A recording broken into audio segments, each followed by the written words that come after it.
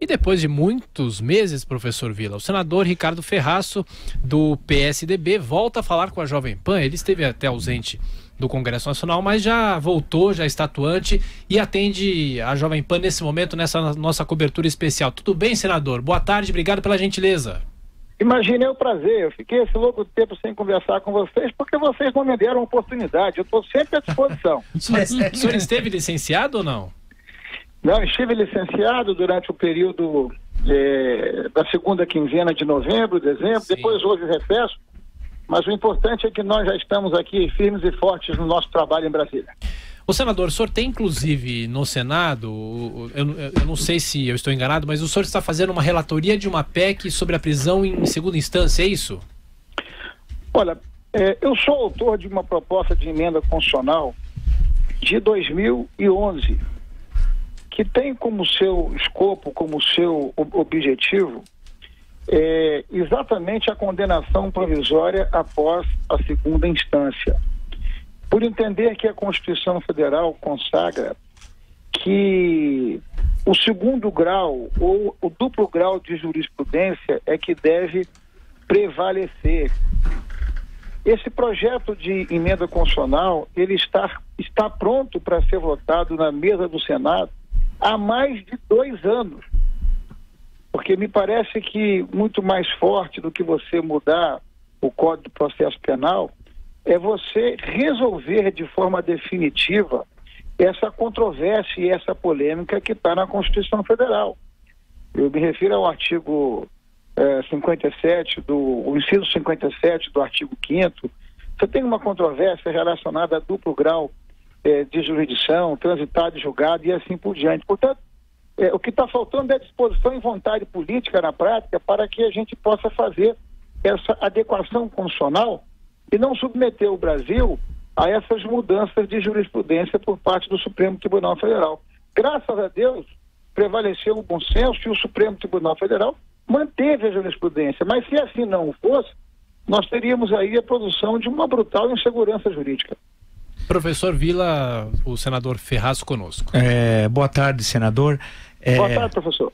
Deixa eu perguntar uma questão aí para o senhor. Se já passou por todas as comissões, Constituição e Justiça, etc., então depende de ser pautado pelo a mesa diretora, é o presidente da Câmara que faz, ou melhor dizendo, desculpe, o presidente do Senado é quem não pautou? É exatamente isso. Esse projeto está sobre a mesa diretora do Senado para ser pautado há mais de 2 anos. Já com parecer favorável na Comissão de Constituição e Justiça. Sim. Evidentemente que eu preciso reconhecer que há muitos segmentos incomodados com essa proposta de emenda constitucional, porque ela fere de morte, de fato, esse determinado pacto oligárquico que há entre setores da política, setores do empresariado e setores aí da vida pública estatal. É só colocar em votação.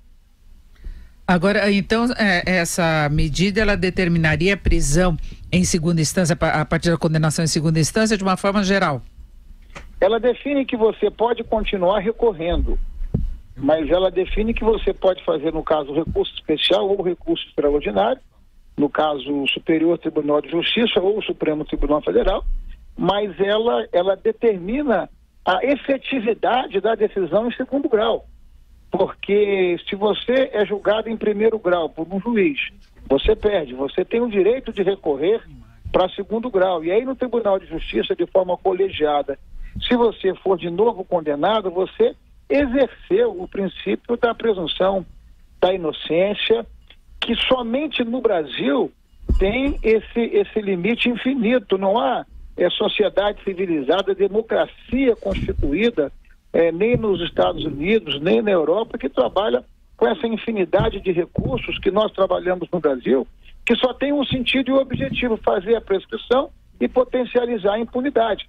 Então, a nossa proposta de emenda constitucional, que está pronta para ser votada, ela define que você pode continuar recorrendo, mas cumprindo a pena como determina a lei, para que você possa combater a impunidade. O grande problema que nós temos no Brasil é a possibilidade de recursos quase indefinidamente, que leva os processos a se arrastarem por vários e vários anos. Em alguns casos acaba prescrevendo, depois tem outras alegações. Nós temos vários exemplos nesse sentido, inclusive envolvendo políticos, né? envolvendo políticos, envolvendo jornalistas, como é o caso aí daquele jornalista que assassinou covardemente a mulher e que recorreu, ficou 12 anos e depois o Pimenta Neves, depois foi condenado. Ou seja, essa indústria de recursos, ela serve e ela atende ao sentido da prescrição. E vamos ser sinceros, isso aí não tem a ver com o interesse da população, porque somente bons e bem remunerados advogados é que podem usar das suas estratégias competentes e eficientes, se valendo do vácuo legal para poder prescrever, produzir impunidade.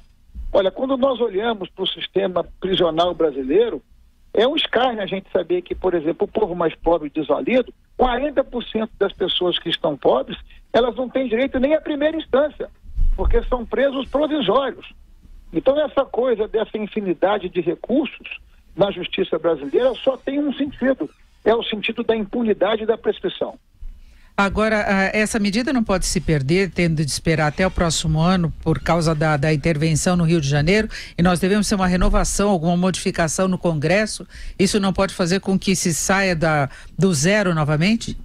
Não, isso é verdade, ou seja, a intervenção federal do Rio de Janeiro impede que o Senado possa se manifestar sobre proposta de emenda constitucional. Mas a intervenção no Rio de Janeiro tem pouco mais de 30 dias. E essa proposta está pronta sobre a mesa do Senado há mais de 2 anos para ser votada.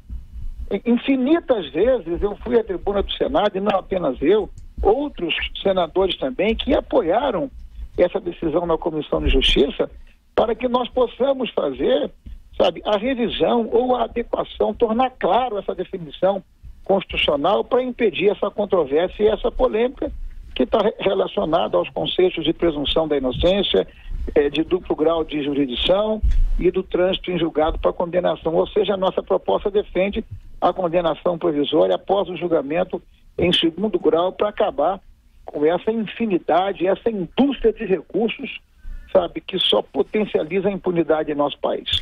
Senador Ricardo Ferraço, do PSDB do Espírito Santo, mais uma vez, obrigado pela entrevista à Jovem Pan e até a próxima, senador. Obrigado. Eu que agradeço a oportunidade e até a próxima.